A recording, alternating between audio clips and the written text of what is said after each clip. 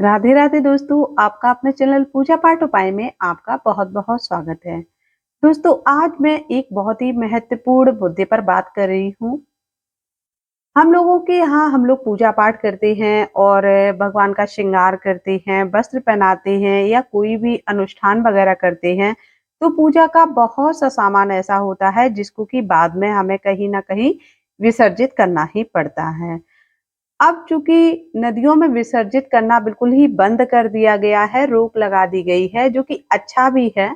तो अब हम उसका क्या करें, ये हमारे सामने बहुत बड़ी समस्या है। या जैसे कि क्या है कि जैसे नदियों में नहीं जा सकते हैं और जैसे कोई-कोई ऐसे भी घर हैं जिनसे कि नदियाँ बहुत ही ज़्यादा दूर हैं, हमारे घर के आस-पास नहीं हैं, तो फिर हम किसमें विसर्जित करें?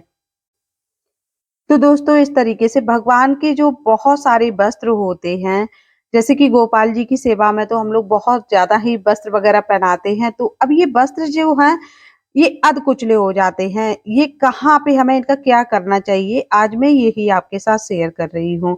तो देखिए, वस्त्रों का बहुत अच्छा उपयोग भी हो जाएगा।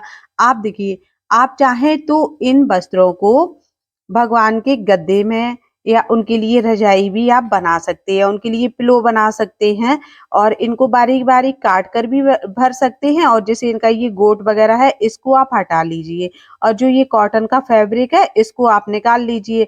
इसको निकाल के पतला-पतला आप इसको काट लीजिए। काट कर के आप भगवान के रज़ाई या गद्दा या पिलो उनके लिए बना सकते हैं। ये बहुत अच्छा विकल्प है और देखिए, इसे भगवान की चीज़ का भगवान के ही लिए उपयोग हो जाता है।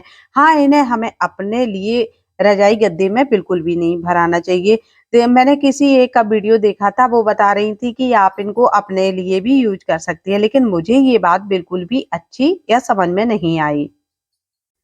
अब जैसे कि हमारे यहाँ जो हम लोग फूल वगैरह चढ़ाते हैं, फूल पत्तियाँ भगवान पे हम लोग डेली ही चढ़ाते हैं, तो फिर हमें इनका क्या करना चाहिए? और कपड़े वगैरह तो चलो गद्दे में या हम पिलो वगैरह बना सकते हैं या कोई डेकोरेशन का हम आइटम भी भगवान जी के लिए बना सकते हैं। और फूल पत्तियों को हमें गमले में जब ये आप थोड़ी-सी इसकी खुदाई कर दीजिएगा, उसके बाद ये आप इसमें अंदर दबा दीजिएगा। तो ये जो फूल पत्तियाँ हैं, ये पेड़-पौधों के लिए फर्टिलाइज़र का काम करती हैं। इससे इनकी ग्रोथ बहुत अच्छी होती है और घर में एक बहुत ही पॉज़िटिव एनर्जी आती है। तो आप ये फूल पत्तियों का सबसे बेहतर उपयोग ये कर सकते हैं और जैसे आप हवन वगैरह करते हैं, तो हवन सामग्री जो बचती है पीछे से, जो उसकी राख बचती है, उसको आप ज़रूर ही अपने पेड़-पौधों में यूज़ कर लीजिएगा। इससे पेड़-पौधों में कीटाणु वगैरह नहीं लगते हैं और उनकी ग्रोथ बहुत अच्छी होती है। मैं हमेशा ही पेड़-पौधों के अंदर जो है, इसकी मिट्टी के अंदर हमेशा अपने जो फूल पत्तियाँ होती हैं उसको मैं दबा देती हूँ। जैसे अभी जब जनवरी गया था, तो जितना भी फूल पत्ती था मैंने एक बास्केट में इकट्ठा कर लिया था, उनको तोड़-तोड़ के सुखा लिया करती थी और उसके बाद मैंने इसकी मिट्टी में, सभी पेड़-पौधों की मिट्टी में मैंने इनको दबा दिया है। इससे क्या है, अब ये जब अगले महीने आप देखेंगे तो बहुत अच्छे से इनकी ग्रोथ हो रही है। देखिए, आप कितने अच्छे से इनमें कलियाँ भी आने लगी हैं, जबकि अभी फरवरी ही चल रहा है, जबकि इनमें आती है मार्च में। लेकिन इनकी ग्रोथ इतनी अच्छी होती है इन सब चीज़ों से और इसमें कोई भी हमें दवाई का भी नहीं छिड़काव वगैरह करना पड़ता है और बहुत महँगे फर्टिलाइज़र भी नहीं डालने पड़ते हैं और पूजा की चीज़ का हमारे ही घर में बहुत अच्छा सदुपयोग हो जाता है। तीसरी चीज़ आती है दोस्तों, दीपक। दीपक जो कि अक्सर कर हम लोगों के यहाँ निकलते ही हैं, क्योंकि जो मिट्टी का दीपक होता है उसको एक ही बार पूजा में हम उपयोग करते हैं। नेक्स्ट टाइम में इसका हमें कहीं न कहीं विसर्जन इसको करना ही होता है।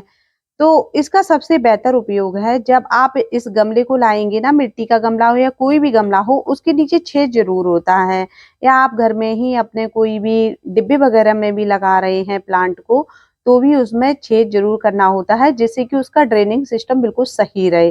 जो भी हम पानी डालते हैं, वो पौधों में जो भी एक्स्ट्रा है, उसको नीचे निकलना बहुत ज़रूरी होता है। नहीं तो पौधे की ग्रोथ नहीं होती है और पौधा सड़ जाता है, अगर आप ऐसा नहीं करते हैं तो। तो आपको क्या करना है, तो जो नीचे आपको जो छेद होते हैं उनके ऊपर आप इस तरीके से उल्टा करके मिट्टी का दीपक जो है नीचे तरी में इसके बिछा दीजिएगा, डाल दीजिएगा। जैसे 4 छेद हैं तो चारों के ऊपर आप रख दीजिएगा एक-एक, और 1 छेद है तो आप उसके ऊपर 1 रख दीजिएगा।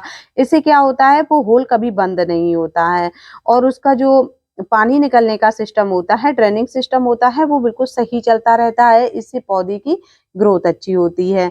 और जैसे आप चाहें तो जैसे प्लास्टिक का कोई गमला है तो आप उसमें ये चीज़ फोड़ करके बिछा दीजिएगा। मिट्टी के जो दीपक है वो फोड़ करके आप बिछा दीजिएगा। इससे क्या होगा, नीचे जो आप कहीं भी उस गमले को रखेंगे तो गर्मियों के दिन में उसमें हीट नहीं पहुंचेगी और वो नीचे से उसकी जड़ें जलती नहीं हैं और पौधा आराम से चलता रहता है और उसका कभी भी होल बंद नहीं होता है और पानी भी आराम से उसकी निकासी भी बनी रहती है। तो ये है ना बहुत ही बेहतर उपयोग हमारे दीपक का।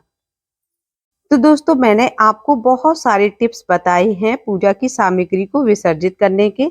और जो देखिए जो फोटो वगैरह होती हैं उनको जो उसमें कार्ड पट्टा यूज होता है उसको भी आप इस मिट्टी के अंदर दबा सकते हैं। वो भी फर्टिलाइजर का काम करती हैं। तो आप उसको भी दबा दीजिएगा। और भी जैसे भगवान के कपड़े वगैरह हैं तो उनको भी जो उसमें रेशम की जो चीजें लगी हुई है जैसे कि सिल्मा सितारे टाइप का या जैसे गोटा लगा हुआ है उसको आप हटा लीजिए। और उसके बाद जो कॉटन का कपड़ा है उसको आप दबा दीजिएगा। वो भी किसी ना किसी दिन गल जाएगा, मिट्टी में डिजॉल्व हो जाएगा। तो इस तरीके से आप भगवान की चीजों का विसर्जन अपने ही घर में कर सकते हैं। इससे घर में पॉजिटिविटी आती है और बहुत अच्छा लगता है और घर की मतलब भगवान की चीज घर की घर में ही बनी रहती है। तो दोस्तों यदि आपको वीडियो अच्छी लगी हो, ज़रा भी यूज़फुल लगी हो तो इसको शेयर ज़रूर कीजिएगा और लाइक भी दीजिएगा और चैनल पर नए हैं तो चैनल को सब्सक्राइब भी कर लीजिएगा। फिर मिलेंगे, तब तक के लिए राधे राधे।